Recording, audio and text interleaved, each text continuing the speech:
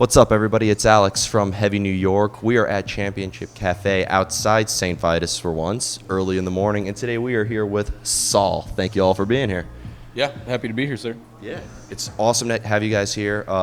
The first question I really had for you guys is the Aeon's EP is absolutely an awesome record, and it really, I thought, hit home. What I'm curious is this like maybe a clear indication on what the first full-length record is going to sound like, or do you think that you're going to experiment more with your sound in the future? You know, honestly, we kept the same kind of vein for the whole record. It's all pretty upbeat. We do have a nice slow jam in there, and we have a remake that we did as well. So for the most part, the whole record's pretty up-tempo and slamming, so it makes it fun for live. Awesome. Was Brother the one that you remixed, or? No, we actually did it's a cover. Oh, really? It's a cover that we completely flipped on its head. That's awesome. Can't spoil it, right? Yeah, not yet. I thought that your sound was actually very experimental. There were parts that hit hard, but the vocal style I thought was very mesmerizing and hard-hitting at the same time. Do you guys like to experiment with your sound and kind of go all out, or do you try to achieve like a certain formula within your sound? You know, this is something we talked about, especially being in the studio. We told ourselves that we're not going to do something that in the studio that we can't do live. So we really, everything you hear is just us doing what we know how to do best, really. So That's awesome. Yeah. Do you guys try to maybe execute the material as close to how you hear it live, or do you like to maybe throw in an extra solo or an extra beat or something like that to kind of make the live presence a little bit different than if people are just listening to you? We try to replicate almost 100% what you get on the record, because when we go to concerts, that's what we like to see. But we do throw in some tasty visuals and some automation with some kind of tracks or some kind of live feel, so it's entertaining and fun for the crowd too. Sure. Well, we wanted that. All right. Now, in terms of like the lyrical subject matter, I really like the lyrics to songs like Brother or Belied. I thought those were great, like relatable tracks. Do you guys need to hear music before you come up with lyrics, or does the concept behind your lyrics ever determine the music itself? You know, I guess it kind of varies. Every once in a while, we'll have a vocal line that okay, music always comes first, but we'll have a vocal line where, say, we're working on 3-4 songs at a time. We'll try to fit it in someplace, in the best place it fits. That's where it sticks. You know what I mean? Yeah. Do you like to maybe leave the lyrics open to interpretation, or are you trying to maybe get the listener to sort of see things from your point of view? For the most part, we try to keep it somewhat vague, and that's just how we write, not necessarily a tactic or anything. But when it came to Brother, we knew exactly what we wanted to say, how we wanted to say it, and that song just came out exactly the way we envisioned it, really. Interesting.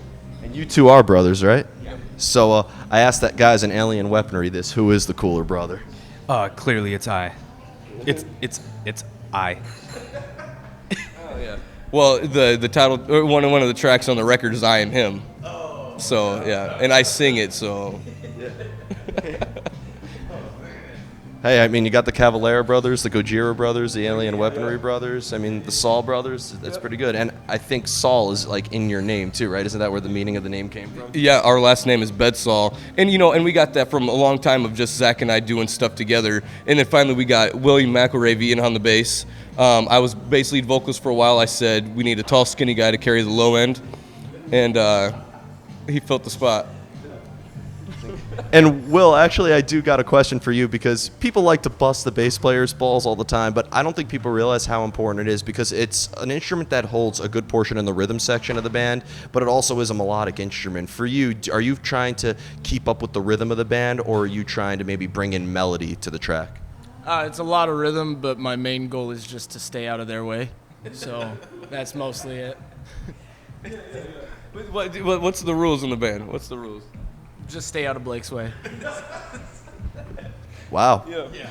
That's the only rule. That's. Uh-huh. Yeah. But when you joined the band, actually, were you listening to what their sound was like and like kind of maybe adjusting your style of bass playing to it, or did the brothers kind of want you to bring a little bit of your own mix to the sound of Saul? No, I was a really big fan of Saul before I joined, so I wanted to keep doing what they were doing. a lot of rhythm, so it was fun. It was new for me. I wasn't used to the rhythm. I was used to more of like a funky, punky style. So Like Flea or something like that? yeah, kind of like that. Is he gonna dance like Flea on stage tonight? Is that allowed, or does that go against the rules? He can. I don't think we have a tube sock big enough, is what I'm saying. Oh, that was cold, man. That's the coldest I felt this whole summer. Now, kind of going back to actually the brother, because when I interviewed the brothers in Alien Weaponry and stuff, I did ask them like if making music together like made you guys find things in each other that maybe you'd never found before growing up as brothers. So did like you guys find new things in each other being musicians and making art together as brothers? Did you guys fight more, or did it bring you guys closer? Zach and I don't go a day without fighting. Okay, and let's just clarify that right now.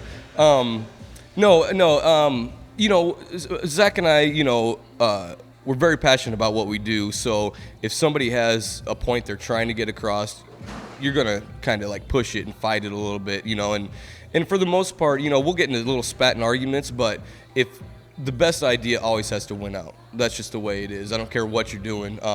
So it's musically writing music it's pretty easy. It's pretty easy for the most part. Yeah, I'd imagine because you guys know each other. And one other question I really had that I was so curious about is, obviously when people hear of a metal band from Iowa, obviously what are we going to think of?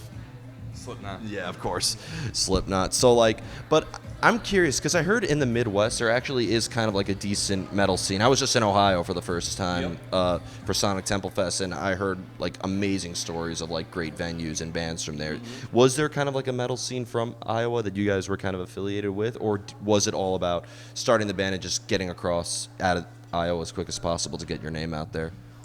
We stuck around Iowa for, quite a few years. The one thing that I appreciate most about what we were doing in our area is our little radio station Z98 always did the underground awards. So any local band, that was submitted had a chance of being like picked up and played on their underground show. And the cool thing that they did for us in Sioux City is we were the first band unsigned that they played full rotation. So it was iHeart station, and they played us full rotation, 6-7 times a day. And the scene, the music scene around where we're from is alive and kicking, doing very well. We got a hard rock that just bring in. We'll be back there within this moment, Clutch and Kill Switch, coming up on the 18th. So it's alive and well. That's awesome. I'd imagine because when people hear New York City, a lot of people think of the hardcore scene. Like Sweden, people think of like the melodic death metal scene. But it seems like there's really no like genre specific that's defined in Iowa, right? Yeah, it's definitely a melting pot of different music, and I think that's what makes it great because it doesn't matter what's going on. It just pulls a lot of different people from a lot of different backgrounds, so it's good. Masked metal, that's what was invented, right? Masked metal, yeah. Well, there is a couple bands that do a little masked metal from Iowa, but yeah. That sounds pretty awesome. Yeah. And the final question I wanted to have you is this current tour that you guys are on with Light the Torch and Moontooth. That's a fairly diverse lineup because I think you guys sound very different from Moontooth and they sound very different from Light the Torch. And you mentioned that you're going with doing a couple shows with Kill Switch Engage and In This Moment and Clutch, right? Yep. So depending on the tours that you guys are on and stuff, have you noticed, I feel like your sound could really appeal to multiple audiences, but have you noticed maybe depending on the tours that you're on, a different type of audience or different reaction to your music or something like that? For the most part, it's been really great. Even if people don't know the full record, they know Brother. That's getting around. And the crowds have been very openly singing him live, and it's been great.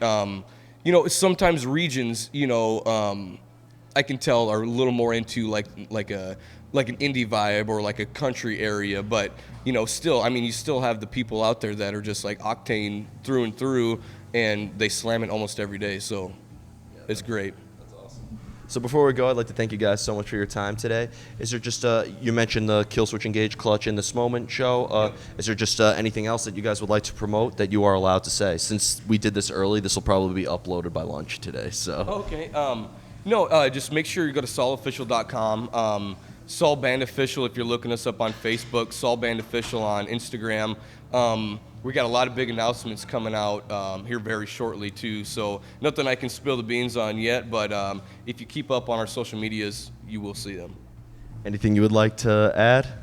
I love you, mother. That was beautiful. Anything you?